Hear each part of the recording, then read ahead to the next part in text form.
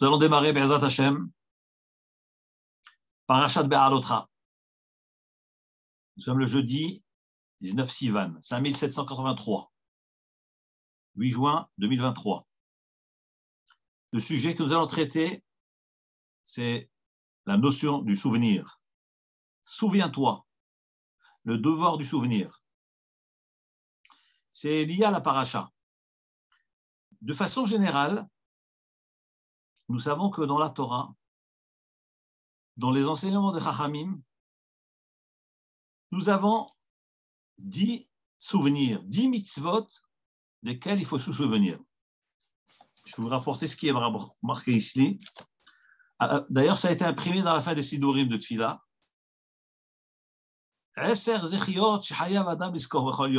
Nous avons l'obligation de nous souvenir de 10 choses.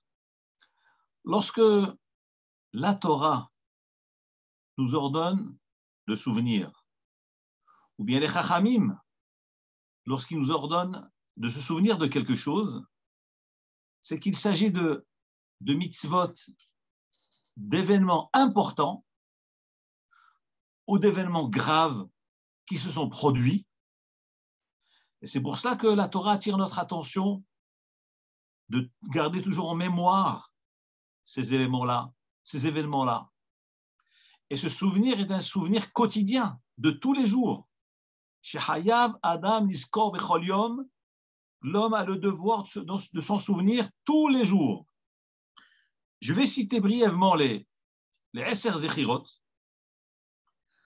Alors, le premier souvenir, Yetziat Mitzrayim. Ça, c'est une mitzvah de la Torah, de se souvenir tous les jours de la sortie d'Égypte. Lorsqu'on parle du souvenir de sortie d'Égypte, c'est tout ce que cela peut englober. La libération du peuple juif, les miracles de Hachem, se souvenir de Kiryat Yam-Souf, etc. La force de Moshe Rabbeinu, dans Mitzrayim, les 10 plaies, tout cela est inclus dans Yetziat Mitzrayim. Et ce devoir est un devoir minatora, quotidien de tous les jours. D'ailleurs, les Chachamim nous disent que, le Rav Frida rapporte que, à travers les 10 souvenirs, elles ne sont pas toutes minatora. Certains souvenirs sont minatora, comme par exemple la sortie d'Égypte, Amalek, etc. D'autres sont midivre sofrim et d'autres midivre Kabbalah.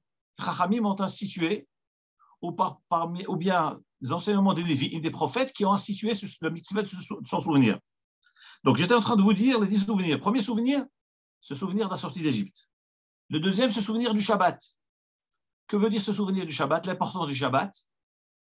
Le Chafetz Chaim dans la Akdama, dans la préface sur Mishnah Berurah Gimel, son commentaire sur le Shulchan Aruch, il dit que le fait qu'Akadosh Baruch Hu nous ait donné la mitzvah du Shabbat et qu'il faut s'en souvenir, c'est parce que par le fait de garder le Shabbat, nous témoignons qu'Hachem s'est reposé. Donc nous nous reposons le Shabbat parce qu'Hachem s'est reposé. Et par le fait que nous témoignons qu'Hachem s'est reposé, donc nous témoignons aussi qu'Hachem a travaillé pendant 6 jours, a créé le monde en 6 jours. Donc en un mot, nous croyons que le monde a un créateur. Donc voilà le souvenir du Shabbat. Et c'est pour ça que la Gemara nous dit dans Masechet Shabbat que celui qui garde le Shabbat est considéré comme s'il avait gardé toute la Torah entière. Et celui qui transgresse le Shabbat est considéré comme s'il avait transgressé toute la Torah entière. À tel point que nous savons bien qu'un homme qui transgresse le Shabbat volontairement, en public, devant 10 personnes, s'il touche une bouteille de vin, on ne pourra pas la boire, on ne pourra pas faire kidouche. Pourquoi? Parce qu'on lui donne un statut d'un homme qui est renégat, qui est en dehors du peuple juif. Vu la gravité de la Avera, du fait d'avoir transgressé le Shabbat. Donc, d'où l'importance du souvenir du Shabbat. Et vous voyez à travers la Tfila, les Chachamim ont institué à la fin de la prière du matin le Mizmor du jour. Ayom Yom Rishon Beshabbat, Echad Beshabbat, Sheni Beshabbat, Shlishi Beshabbat. C'est-à-dire qu'à travers la prière, les Chachamim ont aussi intégré cette notion du souvenir du Shabbat. Nous sommes le dimanche, donc on se souvient, attention, dimanche par rapport au Shabbat. Nous sommes lundi, c'est aussi par rapport au Shabbat, etc., etc. Le troisième souvenir, c'est la manne. Il y a une mitzvah de se souvenir de la manne tous les jours. Qu'est-ce qu'il y a à se souvenir? Qu'Akadosh Baruch Hu nous a nourris pendant 40 ans dans le désert. Et que la parnassa, elle vient du ciel. La parnassa est mina shamayim. Et qu'il ne faut pas s'inquiéter. Et que c'est Akadosh Baruch Hu qui nous nourrit. Et ça, il faut s'en souvenir tous les jours. Pas oublier que c'est Hachem qui nourrit l'homme. D'où l'importance, la vigilance que l'homme ne doit pas transgresser les interdictions du vol, voler autrui, rouler autrui. Parce que la parnassa est mina shamayim. Akadosh Baruch Hu nous a donné la manne. Donc vous voyez qu'à travers le souvenir d'une mitzvah ou d'un événement, ça réveille en nous la foi au Hachem, l'attachement à Hachem, la confiance au Hachem. Le quatrième souvenir, c'est le Maaseh de Amalek, l'événement de Amalek. Nous savons bien que à la sortie d'Égypte, un peuple nommé Amalek a attaqué le peuple juif. Et nous dit la Torah, Zachor atasher asa lecha Amalek. Et là, la mitzvah du souvenir de Amalek, c'est une mitzvah de la Torah. Ce n'est pas une mitzvah instituée par les Chachamim ou par les prophètes, c'est une mitzvah de la Torah. C'est pour cela que lorsqu'on arrive à la période du mois de Hadar, un peu le Shabbat qui précède Purim, on lit Parashat Zachor. Et cette obligation concerne tout juif, hommes, femmes et enfants. Donc tout le monde, nous devons tous aller écouter la parasha de Zachor, parce que c'est une mitzvah de la Torah. D'ailleurs, c'est une des seules lectures de Torah, le Shabbat, qui est Mina Torah. Toutes les autres lectures ne sont qu'un enseignement de Chachamim, une institution de Chachamim, de Ezra Sofer, de Moshe Rabbeinu. Mais la mitzvah de la lecture de Zachor est une mitzvah de la Torah. Le Shulchan Aruch dit que certains disent qu'il y a aussi Parashat Chukat, Parashat Para, c'est le passage que nous lisons après Purim, c'est-à-dire 2 Shabbatot avant Rosh Chodesh Nissan. La mitzvah de Para Adouma, qu'il faut brûler cette vache rousse pour se purifier. Shulchan Aruch dit que d'après certains Rishonim, c'est aussi Mina Torah. D'où l'obligation d'aller écouter Parashat Para à la Shul. Donc, on a parlé de Maaseh Amalek. C'est le cinquième souvenir, c'est la paracha de Amalek. L'histoire de Amalek nous rappelle quoi? Un peuple qui a osé affronter le peuple juif tout en plein épanouissement. Israël venait de sortir d'Égypte. Dans sa gloire, dans sa force, les peuples, les nations, le monde tremblaient devant le peuple juif. Et voilà un peuple osé, nommé Amalek.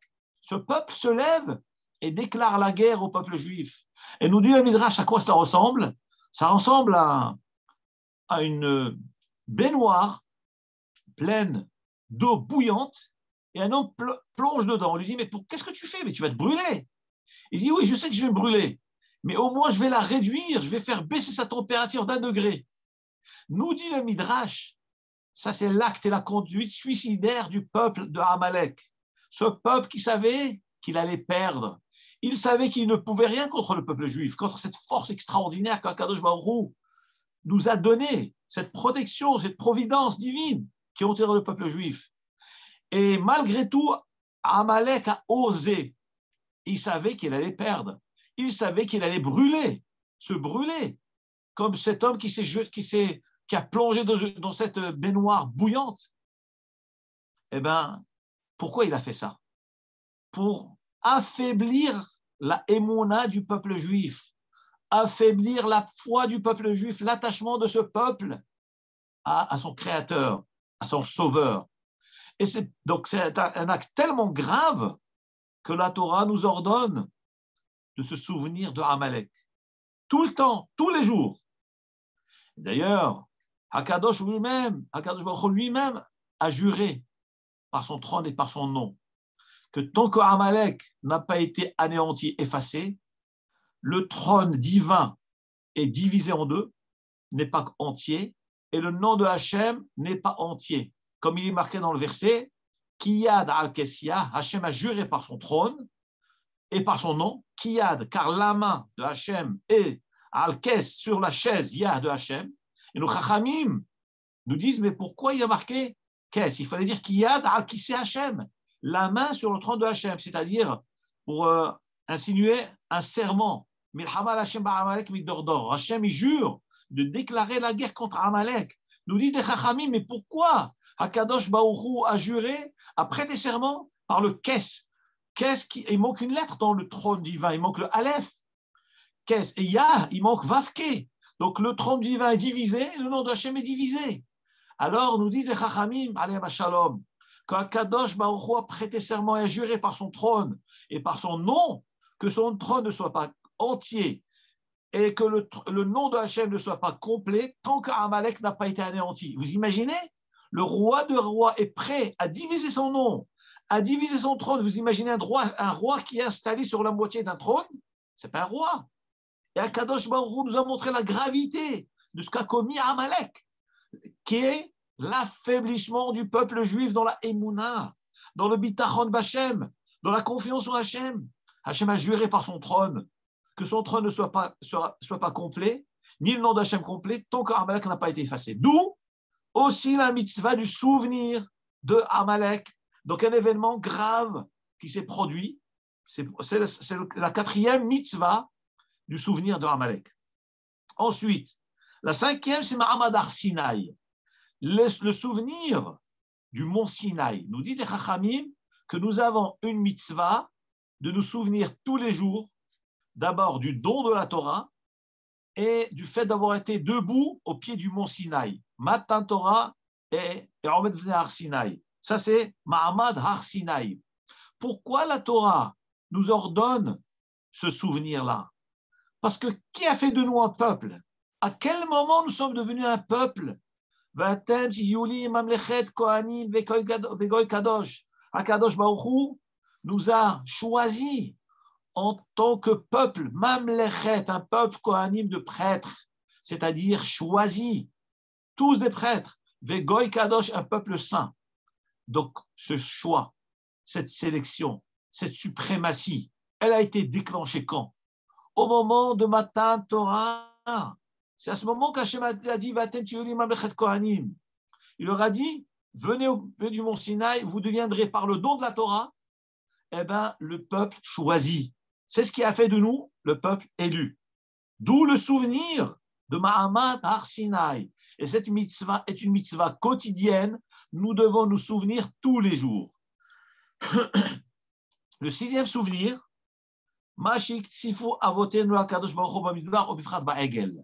ce souvenir, la colère qu'ont déclenché le peuple juif aux yeux de Hachem au moment où ils ont fait le veau d'or. Et évidemment, un événement très grave, très très grave, si ce n'est le plus grave de l'histoire du peuple juif. Le veau d'or, et justement, c'est pour cela que dans le monde, les nations ne nous aiment pas à cause de cet événement-là. Dans l'islam, dans le Coran, dans le Nouveau Testament, dans le christianisme, c'est que à partir du moment où Israël en fait le veau d'or, les nations considèrent et on considère toujours que le peuple juif a perdu la suprématie.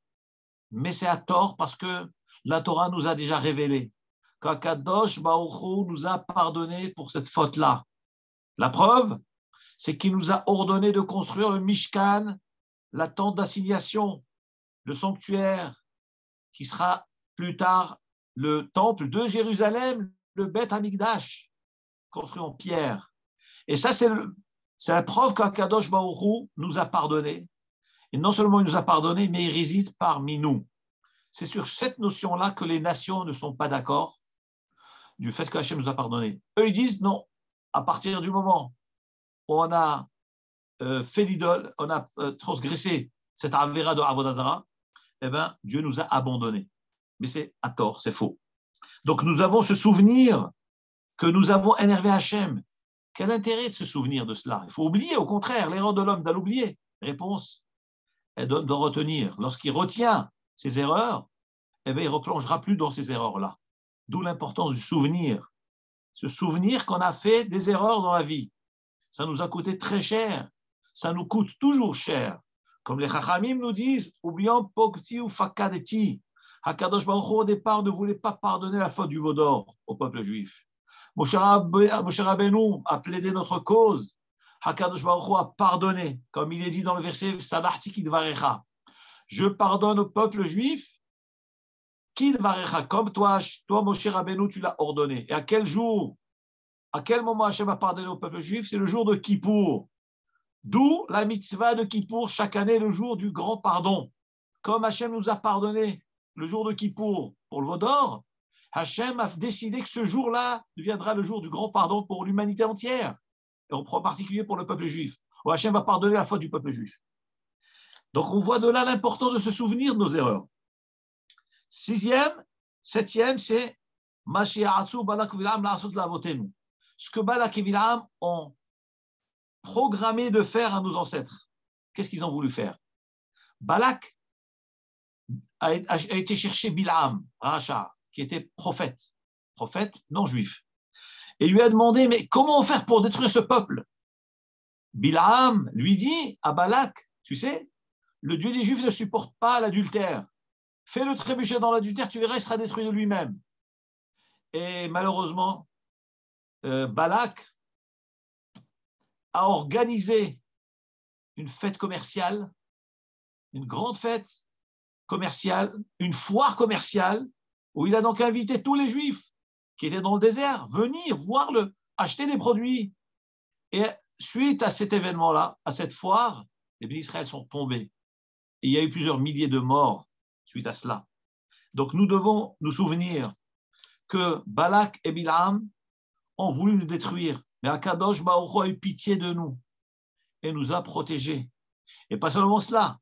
Chaque fois que Bilam, le prophète Bilam, essayait de maudire le peuple juif, la malédiction se transformait en bénédiction.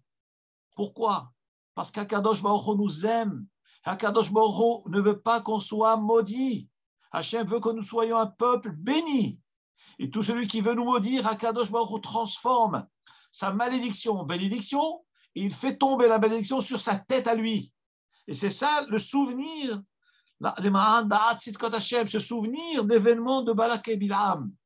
Et voir la bonté de Hachem, bien qu'Hachem aurait pu se mettre en colère et accepter la malédiction contre nous, Akadosh Baruch Hu a transformé la bénédiction. Et la Gemara nous dit que bien qu'Akadosh Baruch Hu se met en colère un laps de temps tous les jours, une fraction de seconde tous les jours, mais cette période-là, Akadosh Baruch Hu s'est abstenu de se mettre en colère.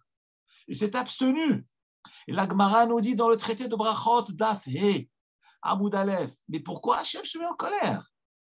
Alors nous dit la Gemara, lorsque le jour se lève, le soleil brille, à ce moment-là, les rois, Malaché Mizrach, les rois de l'Est, prennent leur couronne, ils la retirent et se prosternent devant le soleil. Ils disent, tu es notre Dieu.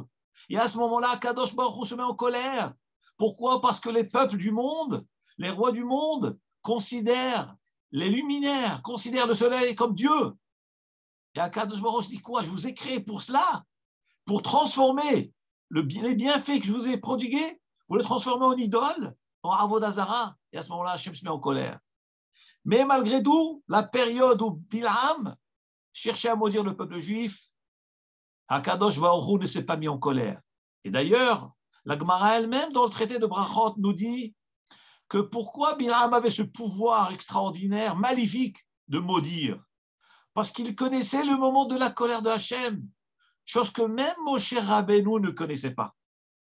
Et Akadosh Baruch Hu, parce qu'il nous aimait, a décidé que pendant la période des malédictions de Balak, de Bilam, eh bien, il n'allait pas se mettre en colère. Il ne s'est pas mis en colère.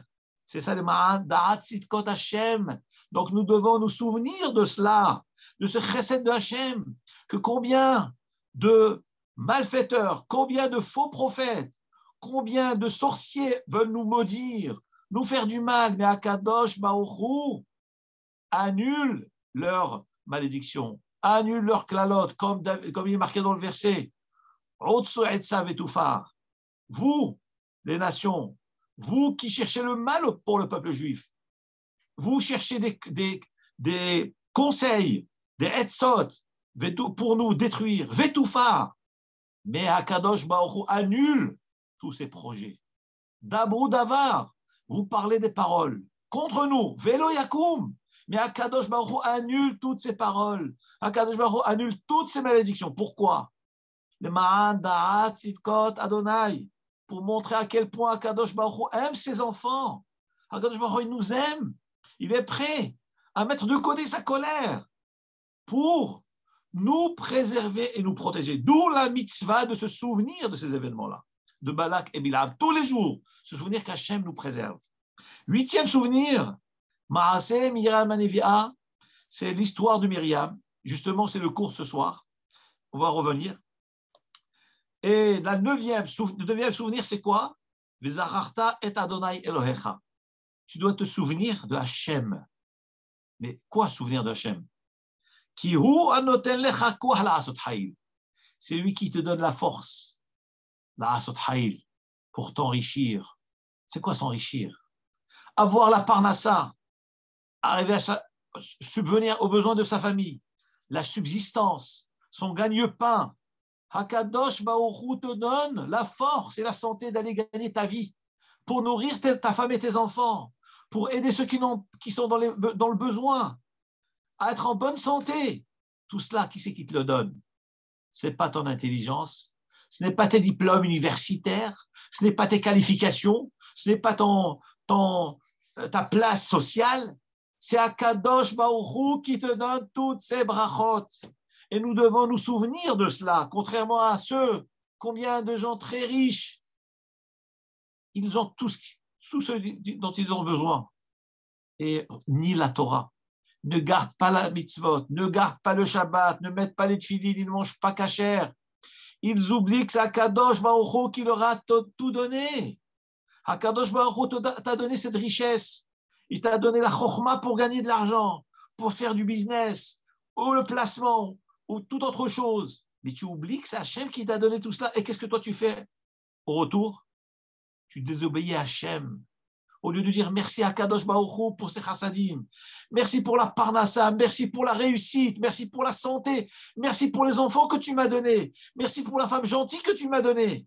Rien du tout. Un homme est renégat. Il tourne le dos à Hachem, chas v'shalom. Eh bien, c'est le 9e souvenir. Mitzvah, c'est une mitzvah de se souvenir tous les jours.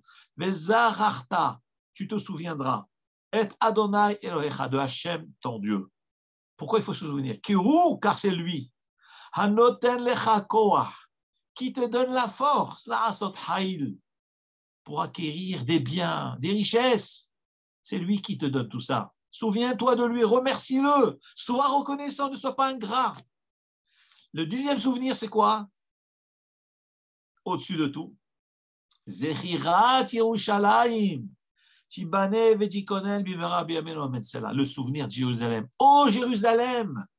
Comment peut-on oublier Jérusalem? C'est une mitzvah de se souvenir tous les jours d'Yerushalayim, tous les jours.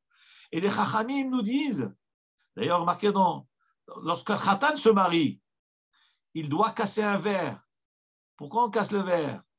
C'est pour se souvenir de Chorban Beit Hamikdash. Et nous disons, Imeshkachech Yerushalayim, comme David Amelach dit dans le Tehillim, si je t'oublie Jérusalem, Tishkach Yemini, tu oublieras ma droite. Tidbak Leshoni Vechiki, comme ma langue se colle au palais. Imlo Zkerechi, si je ne me souviens pas du temps. Imlo A'alet Yerushalayim Al Rosh Simchati, si je ne mets pas Jérusalem Al Rosh à la tête de toutes mes joies. Se souvenir toujours de Yerushalayim, même les moments les plus émotionnels de l'homme, dans sa vie. Ce qui est, entre autres, le mariage, on est joyeux, et bien à ce moment-là, on casse le verre, se souvenir, oh Jérusalem, on n'a pas Yerushalayim, on n'a pas le Beit Hamikdash, on n'a pas les korbanot, se souvenir de Jérusalem. Pourquoi il faut s'en souvenir? Parce que nous, comme j'ai dit la semaine dernière, dans le shiur jeudi soir, la semaine dernière, nous avons une maison chauffée, on est nourris, logés, nous sommes au chaud, nous avons un toit sur la tête. Mais la Shrina n'a pas de maison. Hakadosh Baruch Hu n'a pas de maison. Le Beit Hamikdash est détruit. Et Hachem n'a pas de Beit Hamikdash. Il n'y a pas de korbanot, il n'y a pas de ketoret, il n'y a pas de menorah. La menorah est éteinte, c'est obscur. Il n'y a pas de bonnes odeurs, de ketoret dans la maison de Hachem. Hachem n'a pas de maison. À cause de qui? À cause de nous. Avonotenu itu ele. À cause de nos fautes, Akadosh Baruch Hu a détruit le Beth Amikdash et a expulsé ses enfants, a renvoyé, exilé ses enfants, ainsi que la Shrina qui Kaviachol s'appelle la Kala de Akadosh Baruch Hu. Kutshavechu Ushrimte. La Shrina, c'est la représentation d'Hachem dans la Galoute. Et dans le Zohar Akadosh, la Shrina, c'est à l'image d'une Kala. Le Khatan, c'est Akadosh Baruch Hu. La Kala, c'est la Shrina. Et les enfants de ce couple, c'est qui? C'est nous. C'est nous. Donc, c'est les enfants qui doivent tout faire pour faire unir ce couple, où ça, à Jérusalem, dans le foyer originel qui est Beth Amikdash à Yerushalayim. D'où la mitzvah de Zchirat Yerushalayim, se souvenir de Jérusalem, tous les jours, jamais oublier Jérusalem, jamais oublier Jérusalem. Petite anecdote, cette semaine, ma femme m'a dit, tiens, on va aller dans un pays, allez, je vous dis quel pays, on va aller en Angleterre, voir ma fille. J'ai dit, tu sais, j'ai plus le goût d'aller en Khoutsalareh, je vis en Khoutsalareh, tu vis en dehors d'Eretz Israël. Me dire d'aller en Angleterre, là, c'est vrai, il y a des grandes communautés magnifiques, extraordinaires. Moi, devant mes yeux, dans mon âme, j'ai que Jérusalem. Je ne veux rien savoir que Jérusalem. Je ne vais nulle part. Si j'ai l'occasion de prendre un avion, c'est pour Jérusalem, nulle part d'autre. Que si vraiment il y a des obligations, alors j'irai même en dehors. Mais sinon, ma neshama est accrochée à Jérusalem. Zchirat Yerushalayim. Et vous savez, lorsqu'on réfléchit, toute la prière, des 3 prières, 3 fois par jour, quand on observe, on ne parle que de Jérusalem. Dans la Hamida, Tishkor Bedoch Yerushalayim Echa Kasher Dibarta, on demande à Hachem, on te supplie, reviens à Jérusalem. Jusqu'à quand on va rester en galoute? Dans le Birkat Amazon, Vetivne Yerushalayim Erach, Hachem, on te supplie, mais jusqu'à quand tu vas rester dehors? Et nous, on va rester exilés. On veut retourner à Jérusalem avec la Shrina. Vetivne Yerushalayim, Baruch ata Hachem, Boneh berachamav. On bénit Hachem qui va construire Yerushalayim par sa pitié. On demande à Hachem la pitié de construire Jérusalem. Comment peut-on oublier Jérusalem? Je peux vous assurer, je ne passe pas un jour où je ne me souviens pas de Jérusalem. À part le fait que je dis tout ce passage, les 3 souvenirs, les 10 souvenirs. Mais Jérusalem est dans mon âme, dans mon cœur. Chaque mot, chaque fila, ma neshama est accrochée à Yerushalayim. Parce que n'oublions pas que le couple extraordinaire qui est à Kadosh Baruch Hu la Shrina n'a pas de maison. Mais quoi, tu dors tranquille sur ton lit? Imaginez quelqu'un qui a des parents, SDF. Peut-il dormir sur son lit tranquillement? Jamais. Je ne peux pas dormir, quoi, en sachant que mes parents dorment sous les ponts, que mon père est dans le froid. Il n'a pas de couverture.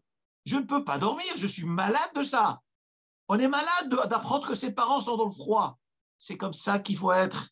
Yerushalayim, c'est Makom Ashrina, Makom Kadosh, Bet Amikdash. Il faut tout faire, y penser, prier tout le temps, être zoché, que Hachem donne le srout de participer à la construction de Yerushalayim. Ça, c'est les 10 souvenirs. Venons à la paracha. Le souvenir dont va parler cette paracha, c'est Maaseh Miriam Hanevia. Vous allez voir, c'est extraordinaire. Comme c'est la paracha, donc je ne vais pas parler de tous les... Là, je vais parler brièvement des souvenirs, mais on va un peu se concentrer sur le souvenir qui est marqué dans cette paracha, qui est l'histoire de Myriam.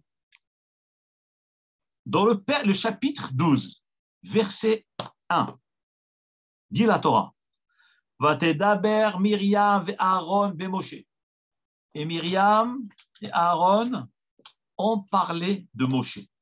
C'est quoi parler? On critiquait Moshe. Al odot haisha hakushit, au sujet de la femme kushit, je traduis littéralement, le mot couche, ça vient du mot, c'est un pays, c'est l'Éthiopie, un pays noir. Donc, al odot, au sujet de la femme noire, qui a ce teint foncé, Asher Lakar, avec laquelle il s'est marié. Qui isha kushit, Lakar, car il a pris une femme kushit. Ils ont critiqué quoi? Quel argument? De quoi il s'agit? Alors regardez, évidemment, à travers les paroles, le pasuk, la Torah nous parle de la femme de Moshe Rabbeinu. C'est qui la femme de Moshe Rabbeinu? Ce n'est rien d'autre que la fille de Yitro, c'est Tzipora. Nous dit le Midrash, comme d'ailleurs Rashi lui-même rapporte. Mais pourquoi elle s'appelle Kushite? Kushite, c'est un pays qui est l'Éthiopie. Or, nous savons bien que Yitro n'habitait pas en Éthiopie, il habitait à Midian. Donc, elle vient du pays de Midian. Pourquoi on l'appelle Kushite, qui veut dire Éthiopie, qui veut dire noir? C'est une qualité ou c'est une critique? Alors, nous dit Rashi au nom du Midrash qu'en réalité, c'est une qualité. C'est une qualité. De la même façon qu'une personne qui a un teint foncé parmi une population claire, on le distingue tout de suite, on le repère tout de suite, et bien cette femme-là était tellement belle que mêlée à toute une masse de monde, on pouvait tout de suite dire c'est la plus belle de toutes les femmes. Voilà ce que ça veut dire Al-Odot Aisha Kushit. Au sujet de la femme Kushit, c'est-à-dire pas dans le sens, c'est un sens péjoratif, pas du tout. C'est un sens, au contraire, c'est une éloge qu'on est en train de faire. Cette femme qui est distincte, c'est dans le sens de distinction au sujet de la femme distinguée, qui Isha Kushit la car il a pris une femme distinguée. Cette répétition non plus n'a pas lieu. Qu'est-ce que ça veut dire car il a pris une femme Kushit? Nous dit Rashi, qui Isha Kushit la car, c'est-à-dire car il l'a divorcée. La répétition vient nous montrer que cette femme, aussi belle qu'elle était, évidemment, quand on parle de beauté de Tzipora, ce n'est pas seulement une beauté physique, c'est aussi une beauté rouchanite, spirituelle, dans ses midot, dans sa avodat Hashem, son attachement à Hashem, l'amour à la Torah et aux mitzvot. Et malgré tout cela, qu'est-ce qu'il fait Moshe Rabbeinu? Il la divorce, il se sépare d'elle. Et ça, c'était la critique de Myriam. Une autre remarque, le pasuk nous dit « Vatedaber Myriam ve Aaron ». Myriam et Aaron ont critiqué Moshe. Pourquoi il y a marqué Myriam et Aaron? Il fallait dire Aaron et Myriam. Il fallait d'abord honorer le Kohen Gadol, Aaron et ensuite Myriam. Alors les Chachamim expliquent que c'est parce que c'est Myriam qui a commencé à parler de ce sujet-là et Aaron écoutait. C'est pour ça qu'on l'a avancé en premier. Mettre la gravité sur Myriam. En réalité, Aaron aussi, il a été touché, selon certains avis. Et la critique était, c'est que Myriam a dit, je ne comprends pas. Pourquoi? Donc Myriam, elle parle à son frère Aaron et elle critique l'autre frère, le troisième qui est Moshe. Donc c'est une famille. Ils se critiquent entre eux. Comment c'est possible? Et en plus, Myriam, c'était une Nevi'a. Myriam, un Nevi'a. Comme nous voyons dans le Kriyat Yam-Souf, lorsque les Bénis Israël ont traversé la mer, ils ont fait la Shira. Et là-bas, il y a marqué Vatikah Myriam Anivi'a Tov Biyada. Et Myriam, la prophétesse, a pris le tambourin dans la main. Vatetsena Kolanashim. Harea. Toutes les femmes l'ont suivi. C'est-à-dire qu'elle est prophétesse, elle a prophétisé, elle a aussi chanté par prophétie. Donc elle était prophétesse. Et si elle est prophétesse, comment elle a pu critiquer son frère, Moshe? Et en plus, critiquer qui? Le Gadolador. Moshe Rabbeinu. Mais qui est plus grand dans le peuple juif que Moshe Rabbeinu? Il n'y a que Moshe Rabbeinu. Et elle parle de lui. Critiquer, c'est entre guillemets, on va voir. Et alors, pourquoi il y a marqué qui Isha Kushit Lakar? Car il a pris une femme Kushit, c'est-à-dire cette femme-là, avec laquelle il s'est marié, eh ben, il s'est séparé d'elle, comme dit Rashi, Al Odot Girusheha. Il l'a divorcée. Et alors, là, à ce moment-là, Myriam, elle prend la défense de Tzipora. Donc, c'est pas. Apparemment, on aurait dit c'est une mitzvah qu'elle est en train de faire. Elle est en train de faire Shalom Bayit. Au contraire, c'est une mitzvah, a priori. Et qu'est-ce qu'elle dit, Myriam? Vayomeru. À ce moment-là, Myriam et Aaron ont dit Harak Arbe Moshe Diber Adonai. Quoi? Moshe Rabbeinu? Il pense qu'il n'y a qu'avec lui qu'Hachem parle. C'est-à-dire, entre guillemets, Chazve Shalom, j'ai peur de ce que je vais vous dire, je traduis, la prétention. Elle dit quoi? Toi, Moshe Rabbeinu, tu es prétentieux. Quoi, tu penses qu'il n'y a qu'avec toi qu'Hachem parle et que toi, tu as le droit de séparer de ta femme, mais Gambano d'Iber, mais Hachem il nous a aussi parlé à nous aussi, puisque nous sommes prophètes. Hachem nous parle, Et nous, on ne s'est pas séparé on n'a pas séparé nos couples. Ni Myriam s'est séparée de son mari, ni Aaron s'est séparé de sa femme. Et comment, toi, tout d'un coup, mon cher Rabbeinu, tu décides de divorcer ta femme parce que Hachem, il te parle. Mais nous aussi, Hachem, il nous parle. Le Midrash demande, mais comment Myriam a su que Tzipora était séparée de Moshe Rabbeinu? Mais où est-ce que nous voyons dans l'histoire que Moshe Rabbeinu s'est séparé? Mais personne n'est censé savoir ces choses-là. Alors, là, il faut remonter en arrière. Rashi rapporte, dit que, juste quelques psukim avant cela, chapitre d'avant, Moshe Rabbeinu, les Israël se sont plaints à Hachem. Dans cette même paracha de Bé'alotra, ils se sont plaints à Hachem, etc. On ne supporte plus la manne, on n'a pas de viande. Et à ce moment-là, Moshe Rabbeinu dit à Hachem, je ne peux plus supporter tout ce peuple. Le Uchal Levadi, je ne peux plus le supporter sur mon dos tout seul. Hachem a dit, tu ne peux plus le porter tout seul, ok, je vais t'envoyer de l'aide. Isfali Shiv'im Zekenim. Alors Hachem, il dit à Moshe Rabbeinu, c'est ce que tu vas faire, tu vas réunir 70 Zekenim et je vais mettre le Ruach, le Nevoah, la prophétie, je vais donner sur ces 70. Les Chachamim me demandent, donc ça veut dire que Hachem va aider Moshe Rabbeinu en mettant la prophétie, en prenant une partie de Moshe Rabbeinu, la mettre sur les 70 Zekenim qui vont aider Moshe Rabbeinu. Alors, les Chachamim me demandent, mais il y avait déjà les Shiv'im Zekenim, mais il y avait déjà 70 Zekenim au moment de Matan Torah, au moment de la sortie d'Égypte, il y avait déjà les 70 Zekenim. Pourquoi tout d'un coup il a besoin de prendre d'autres 70 Zekenim? Nous dit le Midrash, comme d'ailleurs Rashi lui-même rapporte, c'est que les 70 premiers Zekenim, qui étaient au début, à la sortie d'Égypte, étaient au pied du mont Sinaï, et eux, il y a marqué, lorsqu'ils ont vu Akadosh Baruch Hu, il a donné la Torah, Vayechezu Elokim, Vayochelu Vayishtu. Les Zekenim ont vu l'émanation de Hachem, la Kedusha de Hachem au moment de Matan Torah, Vayochelu Vayishtu. Ils ont bu, ils ont mangé. Et les Chachamim nous disent, qu'est-ce que ça veut dire, ils ont bu, ils ont mangé? Ça veut dire que les Zkenim, au lieu d'avoir cette peur, de craindre Hachem au moment de Matan Torah, ils sont mis à croquer leur repas. Comme un enfant qui est devant le roi, il croque son pain, il parle en même temps au roi. C'est porter atteinte au kavod de Hachem. Et c'est ce qui est marqué dans le pasuk. Vayechezu Elokim. Au moment où les Zekenim étaient en train de voir le kavod d'Hachem et qu'ils étaient censés trembler de Hachem, Vayochelu Vayishtu. C'était juste le moment où ils ont choisi de se mettre à table. Ce n'est pas le moment. Et alors, nous disent les Chachamim qu'ils ont été condamnés à Mita. Mais Akadosh Baruch Hu n'a pas voulu les tuer à ce moment-là. Pourquoi? Parce qu'il n'a pas voulu mélanger la fête de Matan Torah en leur déclenchant un deuil national. Donc il a dit, je ne vais pas les tuer.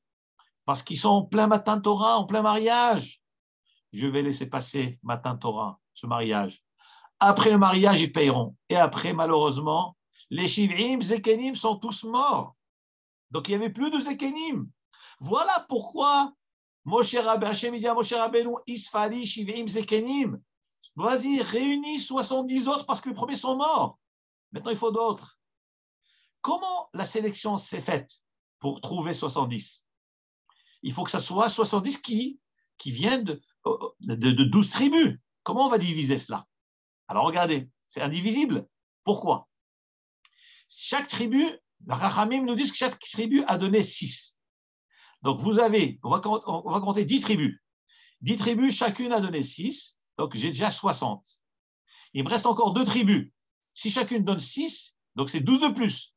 Je vais avoir 72. Alors que Hachem a demandé 70. Qu'est-ce qu'Hachem a fait? Il a dit à Moshe Rabbeinu, tu vas faire un tirage au sort, tu vas prendre des morceaux de papier, tu vas écrire dessus 70, choisis, Zaken, Zaken, Zaken, Zaken, et sur 2, tu vas rien marquer, tu vas laisser vide. Et les gens vont prendre. Et chacun va prendre. Alors, ceux qui vont être choisis, il y aura 70 avec marqué Zaken, parmi les Zekenim, et 2 vides, c'est qui n'ont pas été choisis par Hachem. Et c'est comme ça que ça s'est passé. Donc, chacun a donné 6. Il y a eu en tout 72. On a fait le tirage au sort, et il n'y a eu que 70 qui ont été nommés. Maintenant, ce qui s'est passé, c'est bien, je vous raconte ces éléments, c'est très important parce que ça s'est lié à la paracha. Tout est dans cette paracha-là. 2 des 70, donc on a enlevé des 72, on a enlevé 2, il reste 70. Maintenant, les 70 choisis, Akadosh Baruch Hu voulait mettre sur eux la névoie. Seulement 2 d'entre eux, qui s'appelaient Eldad ou Medad. Eldad ou Medad, on dit, mais nous, on n'est rien, on est des gens simples. On n'est pas à la hauteur qu'Hachem nous mette la névoie. On ne va pas aller au Mishkan. Non, on va rester parmi le peuple. On ne va pas se joindre à eux. Parce qu'on est, non, on a peur, on n'a pas la madriga. Au moment où Akadosh Baruch Hu a déclenché la prophétie sur les 70, donc 68 étaient dans le Mishkan, ont reçu la prophétie. Et 2 autres étaient en dehors. Dans le peuple, ils ont eu la prophétie. Et ils ont commencé à prophétiser ces 2. Qu'est-ce qu'ils ont dit? Ils ont dit, Moshe va mourir et c'est Yoshua qui va prendre la relève. Ils ont commencé à dire ça dans la rue. Et alors Yoshua était gêné, il a dit à Moshe Rabbeinu, mets-le en prison, regarde ce qu'ils disent de toi. Ils disent que toi tu vas mourir, ils vont prendre la relève. Et à ce moment-là, Tzipora, la femme de Moshe Rabbeinu, c'était, oui, Tzipora, elle entend ces 2 qui disent ça, ils disent, oh, les pauvres, malheureuses, leurs femmes de ces 2-là, parce que leurs femmes vont se séparer, les maris vont se séparer d'elles, comme mon mari a fait de moi. Donc, Tzipora a dit ces mots-là, et Myriam a entendu ça. Et à ce moment-là, Myriam a dit, quoi? Comment Moshe Rabbeinu se permet de se séparer de sa femme? Suite à cela, nous dit la Torah, Ve'ish Moshe anav me'od. Moshe Rabbeinu était un homme humble, Mikol Adam, de tous les hommes, Asher al Pene Adama, qui existait sur la terre. Pourquoi la Torah enchaîne tout de suite après la critique de Myriam? Alors il y a marqué Ve'ish Moshe anav me'od. Il y a marqué d'ailleurs dans le pasuk Vaishma Hashem. Hashem a entendu la critique de Myriam. Pourquoi marqué Hashem a entendu la critique? Pourquoi la Torah précise cela? Évidemment, Hashem il entend tout. Nous dit le Midrash, elle l'a dit discrètement. Personne n'a entendu que Hashem.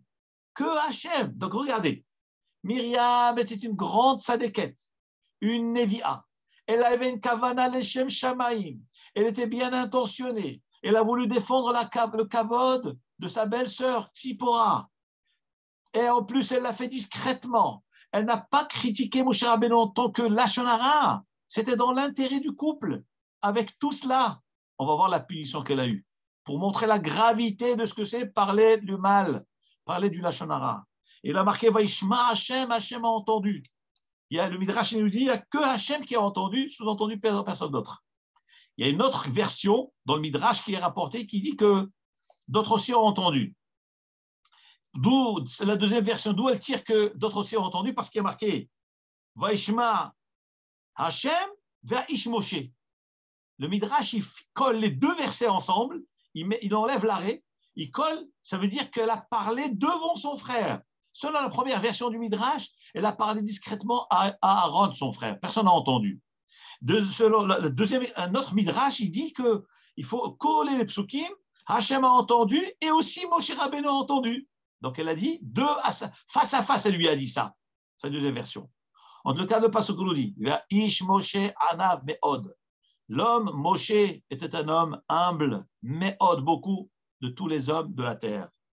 Nous dit le Midrash que Moshe Rabbeinu, selon la version qui dit qu'il a entendu, ou que ça soit selon la version que Moshe Rabbeinu n'a pas entendu, et comme le Midrash dit, même si Moshe Rabbeinu avait entendu, il n'aurait pas réagi. Il n'aurait rien dit. Pourquoi?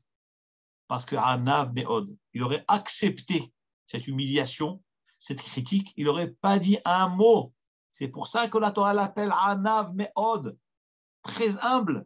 Regardez ce que nous révèle le Midrash, quelque chose d'extraordinaire. Là, vraiment, je tenais à vous le dire, ça rapportait dans le Midrash Tanchuma.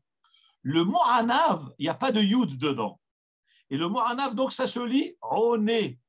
Anav, c'est comme Oné. Oné veut dire répondre. Vers Ish Moshe. Et l'homme Moshe, Anav, était en mesure de répondre. Ah non, Oné. Il aurait pu répondre. Mais, qu'est-ce qu'il a choisi? Un ordre différent du mot, qui est Anav, qui est l'humilité de ne pas répondre. C'est-à-dire que le même mot qui signifie répondre, signifie ne pas répondre. Anav, ça se lit Oné. Et ça se lit Anav. Donc, Moshe Rabbeinu, il pouvait répondre, il pouvait se défendre. Il a choisi Anav Meod. Ne pas, c'est extraordinaire. C'est magnifique. C'est très fort. Regardez le poids des mots de la Torah. Le poids des mots, d'où les Chachamim ont tiré tous ces enseignements-là. Il y a un midrash qui s'appelle Yalkut Ma'yan Ganim. Il dit que le nombre numérique de Anav, c'est 126. Aïn, c'est 70. Nun, 50. Vav, 6, ça fait 126. À quoi correspond ce chiffre Anav qui est 126? Moshe Rabbeinu était Anav. Il correspond à 26. C'est quoi 26? C'est d'abord les 120 jours que Moshe Rabbeinu a passé au mont Sinaï, parce que vous savez très bien, Moshe Rabbeinu montait 3 fois à Sinaï. Il est resté 3 fois 40 jours. Donc ça fait 120. Plus les 6 jours où le Hanan, les nuées, ont couvert le Har Sinaï, donc ça fait 126. Ish Moshe Anav Meod.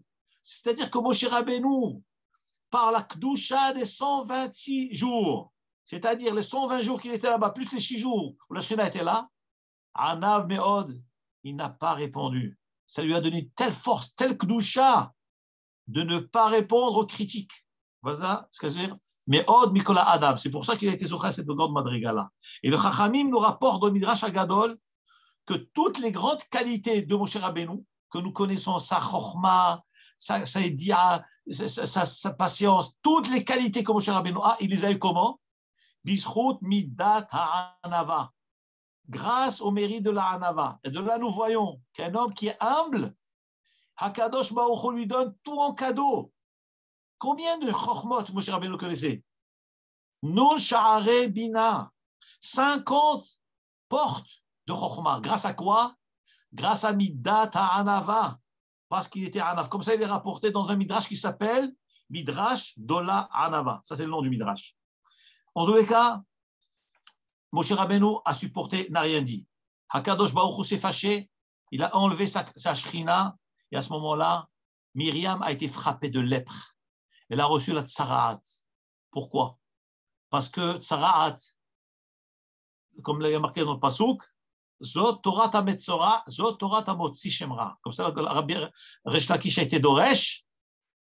Zot Torah ta Metzora, voici la loi du Metzora, du lépreux. Il dit Metzora, c'est Motzi Shemra, c'est celui qui parle mal de l'autre. Et elle a été frappée parce qu'elle a parlé du mal. Ça, c'est Metzora. Et ce n'était pas juste une tsaraat simple, il y a marqué Veine Myriam Metzorat Kashaleg. Elle a été frappée par une tsaraat comme la neige. Parce que vous savez que dans les taches de tsaraat, il y a des taches plus foncées. Mais la tsaraat qu'elle a eue, c'est la tsaraat la plus forte qui est blanchâtre, éclatante, un blanc éclatant. Pour montrer ma mâche à quel point Hachem était fâché contre elle. Et malgré tout, la question est, mais est-ce qu'elle avait tort? Pourquoi elle avait tort? Alors, Hakadosh Baruch Hu, il dit à Myriam, Loken Avdi Moshe. Vous pensez que Moshe Rabbeinu est comme vous et comme tous les prophètes. Pas du tout. Vous, lorsque moi je parle au Nevi'im, quand moi Hachem, je parle au prophète, je parle dans la vision, je parle à travers un rêve, mais jamais en réalité.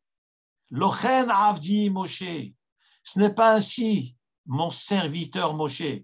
Bechol Betin Emanu. Dans ma maison, il est de confiance. C'est-à-dire, je lui fais confiance à tout, même des choses où il décidera de lui-même, je lui ferai confiance. PLP Adaberbo, je lui parle face à face. Je lui parle avec une vraie vision et pas d'une manière symbolique, ni par allusion, ni dans un rêve, ni dans une vision. Une réalité réelle, une réalité absolue. Utmonat Adonai habite. Il voit véritablement Kaviachol Hashem. Pourquoi vous n'avez pas eu peur de critiquer Moshe Rabbeinu? Toi, Myriam, tu demandes, mais comment ça se fait qu'il se sépare de sa femme? Et pourtant, vous n'êtes pas séparés. Mais c'est normal, parce que lui n'est pas comme vous. Lui, c'est le père de tous les Nevi'im. Lui, c'est face à face. Et à tout moment, je lui parle. Voilà la différence. Donc, Moshe Hashem a bien répondu à Myriam que c'était justifié, et même ce que Moshe Rabbeinu a décidé, il ne l'a pas décidé de lui-même, il a décidé sous l'ordre de Hachem. Où c'est marqué que c'est Hachem qui lui a dit ça? Et je termine là. Parce qu'au moment de Matan Torah, Kadosh Baruch Hu dit Israël, séparez-vous de vos femmes pour recevoir la Torah.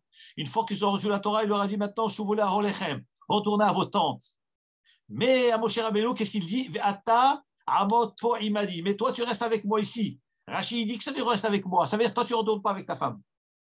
Et donc, Moshe Rabbeinu, depuis Matan Torah, il était séparé toujours de sa femme. Parce que ça exigeait une très, très grande Kedusha. Hachem lui parlait à tout moment, à tout instant. Moralité, à la fin, Moshe Rabbeinu a fait une tefila pour elle, pour Myriam, elle a guéri de sa lèpre. J'ai fini le shiur. Nous voyons la gravité de ce que c'est la shonara. Même si on fait attention, même si c'est avec une bonne intentionné, et surtout quand on part contre un tzadi, contre un gadolador, c'est risquer sa vie, chas v'shalom. Faire attention avec sa bouche. Et ça, c'est une des 10 mitzvot duquel il faut se souvenir tous les jours. C'est Ma'aseh Myriam Anevia.